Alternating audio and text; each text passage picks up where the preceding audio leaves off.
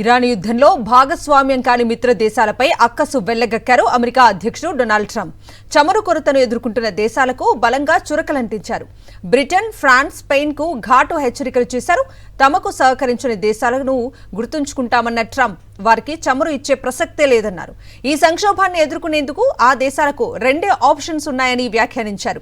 కావాలంటే అమెరికా నుంచి ఆయిల్ కొనండి, లేదంటే ధైర్యం తెచ్చుకుని హర్మూజ్కు వెళ్లి చమురు తెచ్చుకోండని కామెంట్ చేశారు. ఇరాన్తో అమెరికా చేస్తున్న యుద్ధంలో యూకే, ఫ్రాన్స్ పాల్గొనటం లేదు. ఇక స్పెయిన్ అయితే యుఎస్ యుద్ధ విమానాలకు తమ ఎయిర్ స్పేస్ ను మూసేసింది. తాజాగా ఇటలీ కూడా ఇదే నిర్ణయం తీసుకుంది. ఈ క్రమంలోనే మిత్ర దేశాలపై మండిపడ్డారు ట్రంప్.